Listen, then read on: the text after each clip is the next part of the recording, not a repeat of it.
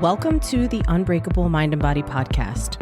I am your host, Tiana Gonzalez, a multi-passionate creative, storyteller, and entrepreneur with a fierce love for movement. This is our space for powerful stories and actionable strategies to help you build mental resilience and elevate your self-care practice. Together, we will unlock the tools that you need to create an unbreakable mind and body. Welcome back to the show. I'm your host, Tiana. I got to tell you, I am on one today. I'm a little sour and I think I need to talk about it and share it with you because one, I'll definitely feel better after I vent. And two, I think there's a valuable lesson or two in the story that I am about to share with you.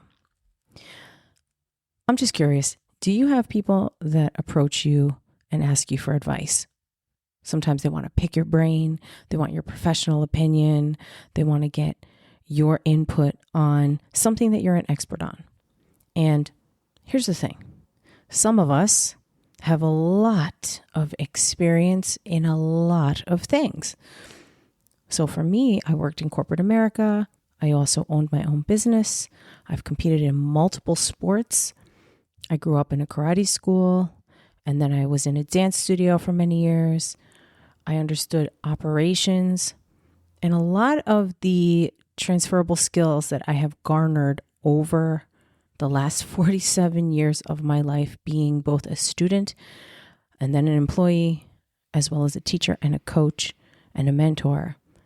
There's a lot of areas where I have a lot of experience and I can share anecdotal evidence. I can talk about personal trials and tribulations, and I can also speak to science and data and just the way that things should be, could be, would be, if fill in the blank. And I'm a little sour today because somebody wasted my time. And my time is my most valuable commodity. Quite frankly, your time is your most valuable resource too, mainly because we don't know how much of it we have. So when somebody asks for your input on something, they are taking your time that you're never going to get back. And a lot of times we do things in good faith. We give people the benefit of the doubt, especially if they present themselves saying like, hey, I really value your input and I want your contribution to this.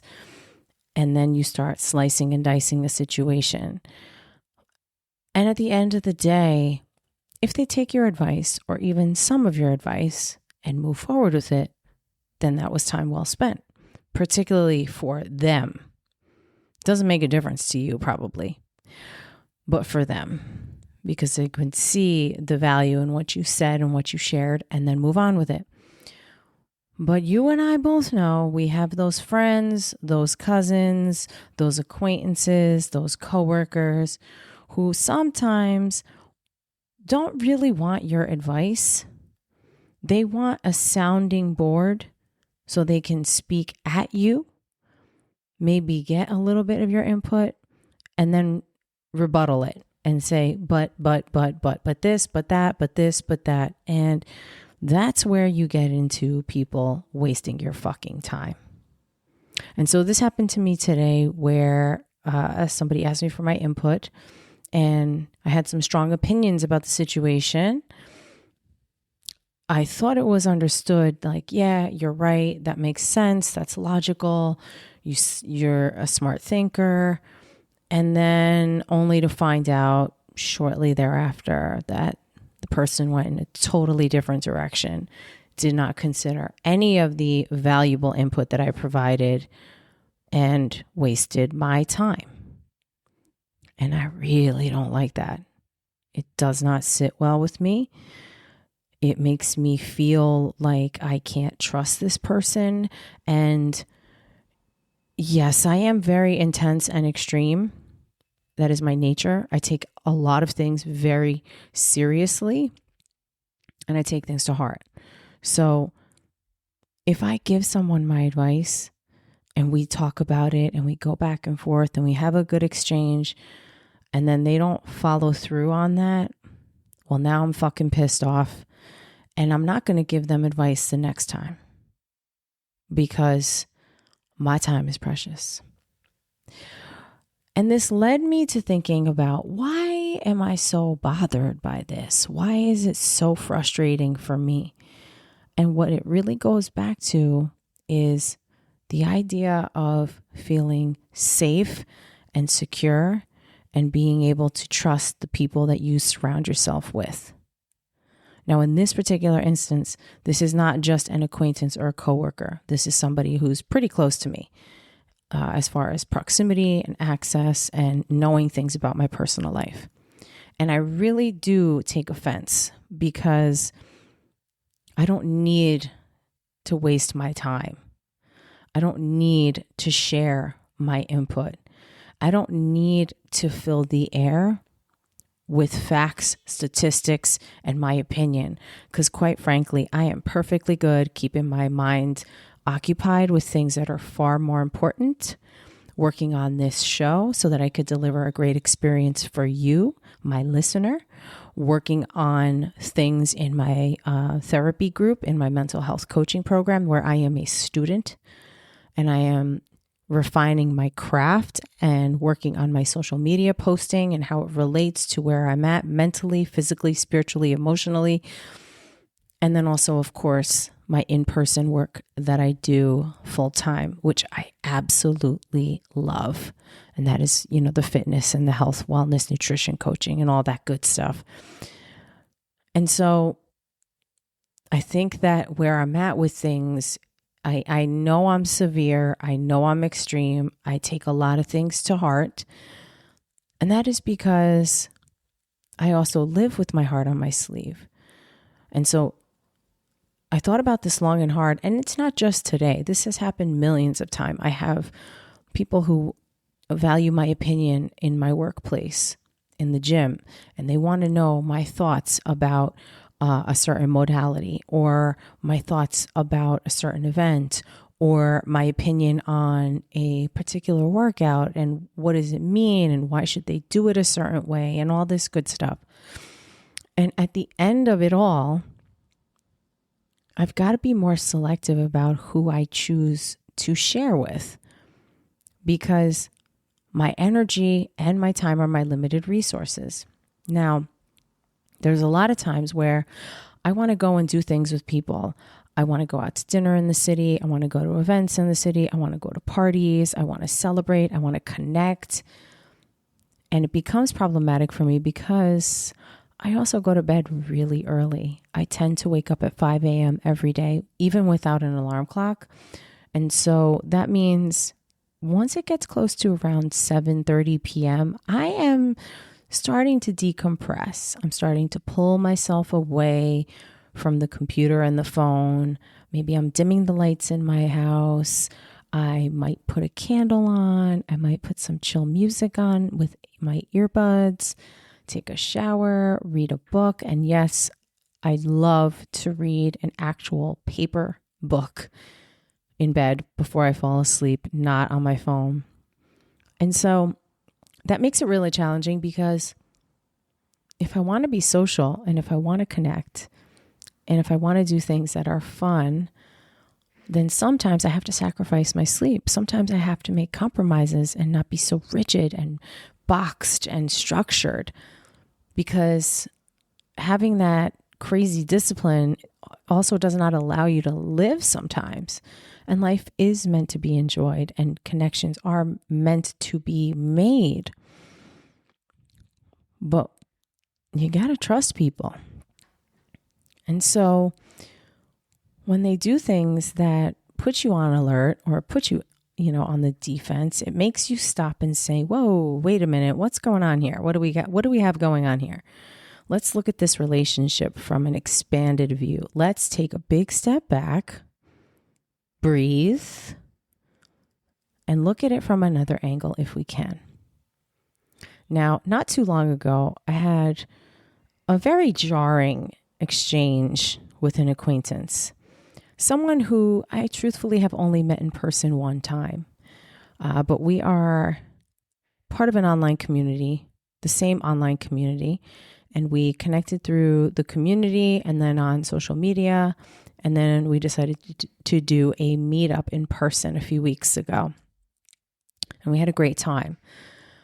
And it was after that meetup where, the person had reached out and the messaging was a bit aggressive. It was very direct, blunt, to the point.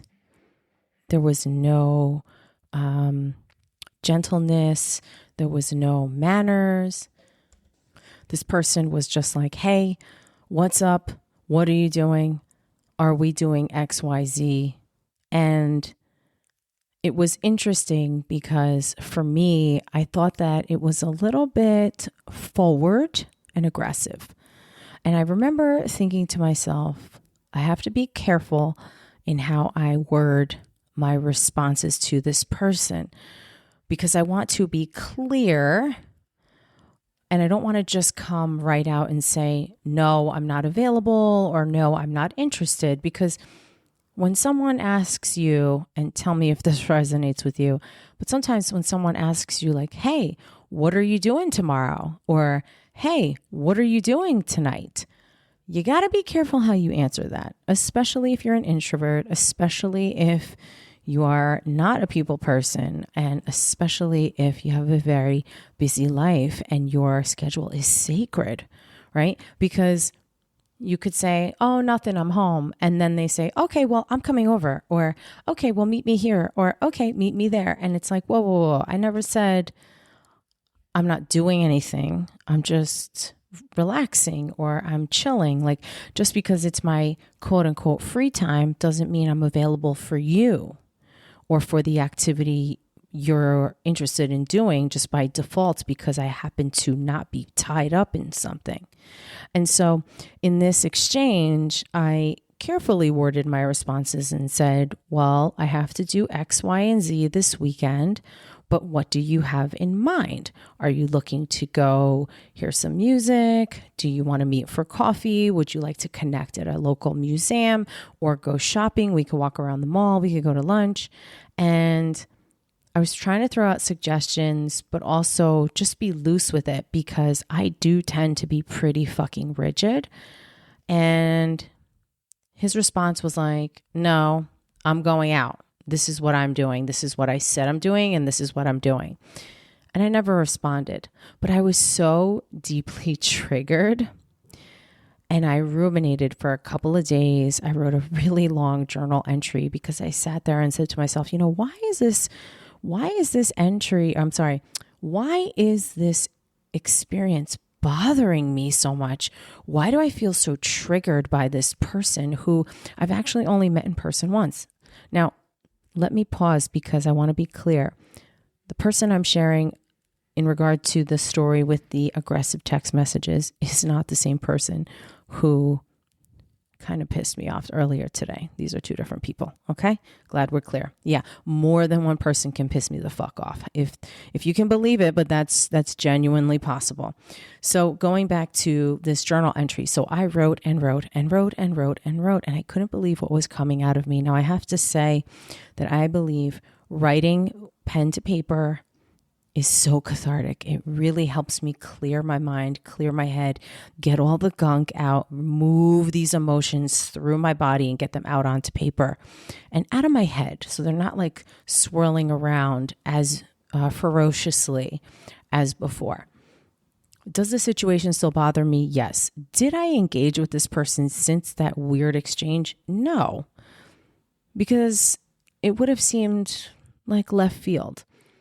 Like, putting this into perspective, this person really is not that important to me. They don't play a pivotal role in my life. I'm not related to them. I don't even necessarily have to see them ever again. And maybe, just maybe, they feel incredibly comfortable with me. And that's why they approached me in the way that they did, in a very informal, casual, forward and aggressive way, like you would your sibling or an old friend sometimes. So perhaps that's what happened there. But I thought about this a lot. And what I came to find out about myself was that I didn't trust this person. How could I possibly, right? I've only met them in person once. And yes, we had a nice time. It was a group meetup. It wasn't just this other person and myself. There was a bunch of us at a coffee shop. And it was lovely. And we had great conversation. But perhaps between the energy exchange, between the familiarity, there was a level of comfort established. And that can't necessarily be looked at as a bad thing. But for me, it forced me to think about what it is that I need from my friendships, from my colleagues, from my leaders at work, from my clients, and from the people that I allow closest to me. And I need consistency. I know in order for me to feel like I can fully relax, sort of lay back into that chair, breathe, let my hair down, and just flow, I need to feel safe. I need to feel secure. The situation needs to feel stable and grounded. There needs to be consistency in behavior, in language, in energy, in patterns. And truly, that only comes with time. So, of course, somebody I only met in person once is going to feel icky or sticky or weird and strange to me because we haven't established that solid foundation yet. But that is what I require in order to consider somebody a part of my life, in order to pull them in. And quite frankly, I need that from my clients too. I need to know that they are going to show up when we make an appointment. I need to know that they are putting in the work outside of the 1 or 2 or handful of sessions per week that we're doing together in person in the gym. Because if they are solely relying on that, they're not going to get the results that they want. But if they are adding to what we are doing together, then yes, absolutely, they will move forward. But why would I feel so bothered by somebody being either, pushy in a text message or somebody wasting my fucking time in a conversation today and then doing something totally left field? And this decision with this conversation from earlier today really doesn't impact me in any sort of way, but knowing the person and knowing what they have going on in their life and them opening up to me and allowing me the opportunity to really give them my full honest assessment and opinion and then still doing something completely left field, it really does make me sit and wonder, like, what the fuck? So yes, I'm venting. I feel a little bit better because I got these things off of my chest. And by the way, if you have something on your chest, I highly suggest getting a notebook, grabbing a pen, pouring your heart out, and just dumping it all out on paper because you will feel better about it. Now, if you are afraid of someone finding the paper or somebody using it against you in the future, then what you can do is go outside after you write everything out and sit with it, and then either tear those papers up and throw them in a fire or light the papers on fire and throw it in like a metal container, or just tear them up into tiny, tiny, tiny, tiny little pieces so that nobody could put it together. But do something so that you can get these feelings to move through you, because that stagnant energy can consume you and can upset you and can really put a wrinkle in your day or your week or weekend. And it's probably not worth it. Because the thing is that people do not necessarily consider you, your perspective, or how you're going to feel with every decision and every move that they make. 9 times out of 10, it's not until after.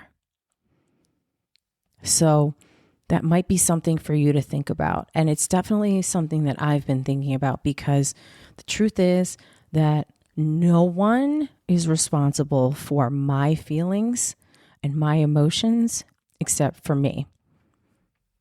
Funny story. Going back a few years ago, I remember at one of the camp experiences where I was in Power Monkey Camp in Tennessee, the couple that I work with, I consult for them. The wife and I had a little bit of a uncomfortable exchange one morning, and she really didn't even catch it. Somebody else saw that I was visibly upset, and I walked away only a few hours later for her to approach me and say, "Hey, were you upset with me about something that I said earlier?" And I said, "Yeah, I was. I was pretty hurt because of the way you spoke to me. And, I just figured the appropriate thing for me to do in that moment was to walk away, remove myself from this situation and navigate my emotions and figure out what was really bothering me." And she said, "Oh, well, why didn't you come and talk to me about it?" And I said, "Because I needed to cool myself down. I didn't want to react or say something hurtful that I didn't mean, or really fly off the handle because I was feeling emotional in the moment. I wanted to address you at a later time, but you beat me to it. You approached me first." And she's like, "Well, what if I never gave you that opportunity?" And I said, "Well, I would have made it a point to ask you if we could speak at a time, where you could talk to me." And I remember saying to her, "I was upset about X, Y, and Z. And I realized that you probably didn't mean to sound harsh or be so blunt, but it stung in the moment, and my feelings were hurt. But that is my responsibility, not yours. I am sensitive. I wear my heart on my sleeve. I'm an emotional creature, and my feelings are my responsibility to navigate. That is not your job. However, it is my job to let you know at some point, like, hey, that kind of hurt my feelings. And I'm sure you didn't mean it, but I thought I would let you know." And to which she looked completely dumbfounded, and then also said, "Wow, you're very interesting and introspective. And I've never quite heard somebody explain it like that, but that's really self-aware." And I said, "Yeah, I've done a lot of work on myself, and, it is worth having a conversation with you at some point, because we work together and I want to continue working together. But I also need you to maybe just be mindful that, hey, I may look all big and tough and strong with these muscles that I have, but I'm really fragile and sensitive and emotional. And I take everything to heart, even when I know I shouldn't, because I'm delicate." And it was a really good conversation for her and I to have, because we grew from that moment. We became closer from it. And so nobody is responsible for you or your feelings except for you. And you are responsible for how you navigate them, what you do with them. How do you respond to people? And sometimes no response is the best response. So with my friend who sent me the really rude text message, I'm just leaving it alone. I don't need to explain anything. And I really don't feel like saying, "Hey, you know what? I don't trust you," because that's something I have to figure out. And in order for me to build trust with somebody, I just need to be around them more, talk to them more, and spend more time with them. And so just like with your workouts, just like with your diet, just like with studying a subject in school or honing in on a craft or a skill, you have to be consistent in your practice. That is how you build that strong foundation.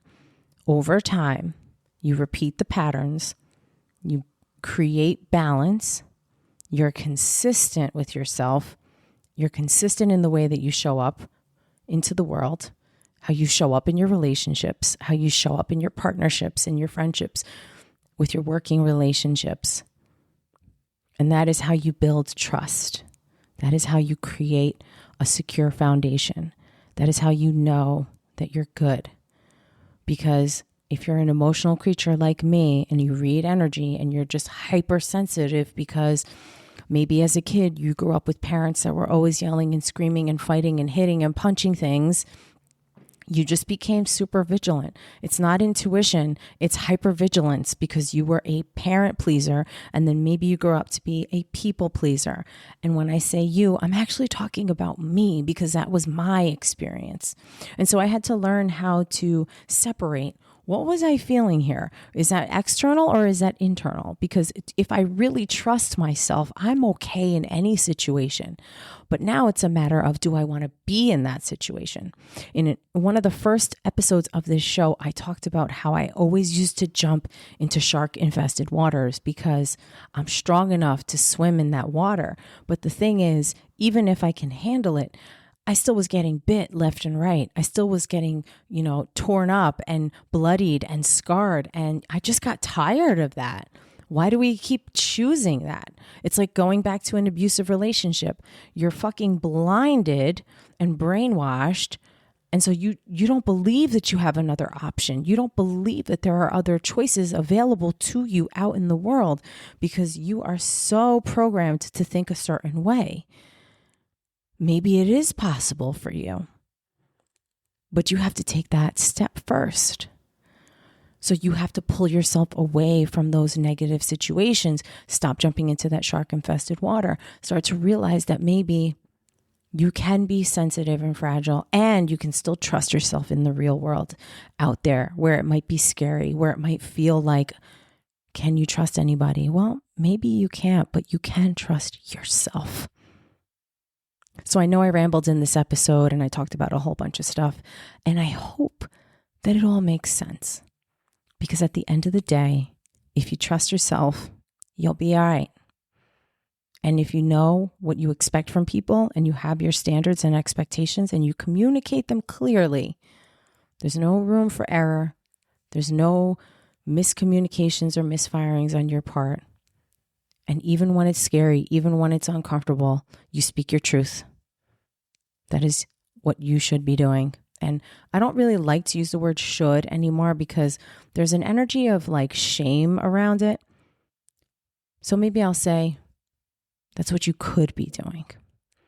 So I'm encouraging you to always live your truth, no matter what, no matter how hard it is out there, no matter how scary it is or how alone you may feel at times, because you're worth it. As always, I appreciate your time, energy, and attention to this show.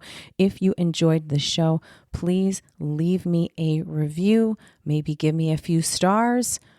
It helps the show to be discovered by other amazing people just like you. I'll catch you on the next one.